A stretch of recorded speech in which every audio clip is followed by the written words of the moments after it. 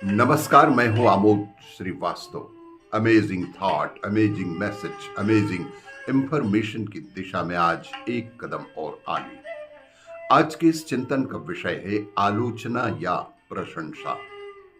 लोक सेवी को दूसरों से संपर्क करते समय, उन्हें सत प्रेरणाएं प्रदान करते समय निंदा और आलोचना से हमेशा ही बचना ही चाहिए।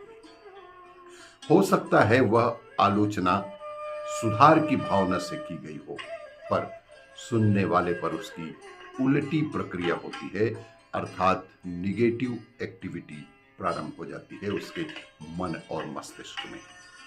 वह इसे अपना अपमान भी समझ लेता है और बैर भी बांध सकता है।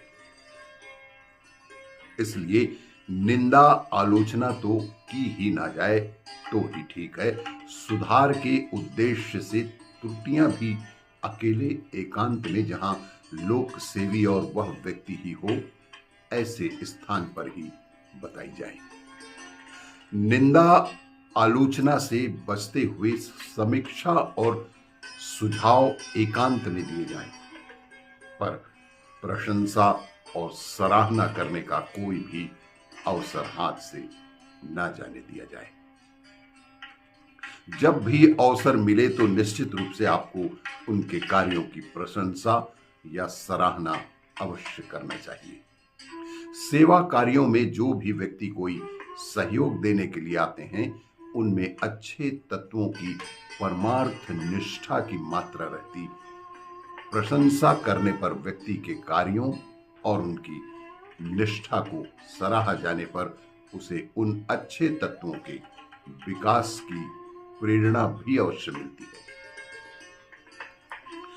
प्रशंसा सबके सामने की जाए, पर उस प्रशंसा के साथ यह सतर्कता भी रखी जाए कि किन्हीं प्रशंसित व्यक्ति में मिथ्याभिमान न आने लगे। जी हाँ, प्रशंसित व्यक्ति में मिथ्याभिमान न आने लगे, इस बात को अवश्य ही ध्यान में रखना चाहिए। और अनावश्यक प्रशंसा से व्यक्ति में मिथ्याभिमान भी उत्पन्न हो ही सकता है, और वह प्रशंसा चापलूसी के स्तर भी बन जाती है। प्रशंसा और चापलूसी में वही अंतर है जो अमृत और विष में है। प्रशंसा से व्यक्ति को प्रोत्साहन मिलता है और वह अपना उत्कर्ष करने की ओर बढ़ने लगता है, जबकि चापलूसी व्यक्ति में मिथ्याभिमान जगा ही देती है, जो उसे निश्चित रूप से एक दिन पतन के गर्त में भी धकेल सकती है और दिग्भ्रमित करती है। प्रशंसा और चापलूसी की एक कसौटी है।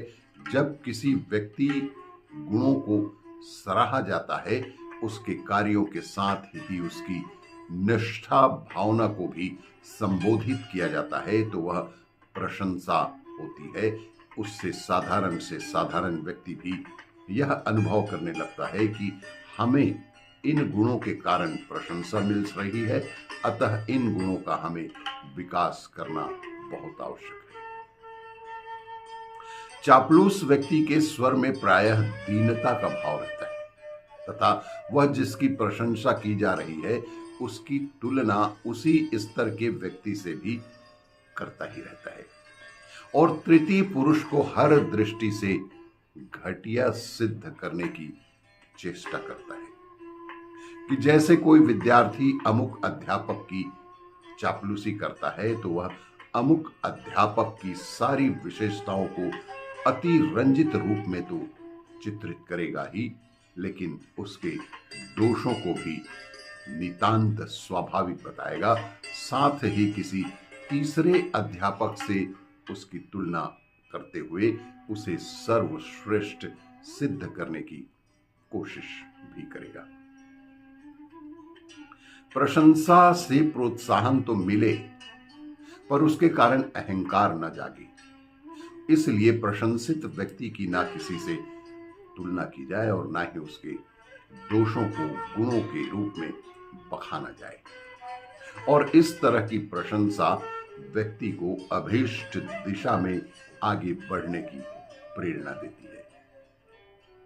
आपको ये मेरा वीडियो अच्छा लगे तो लाइक करें, शेयर करें और सब्सक्राइब अवश्य करें।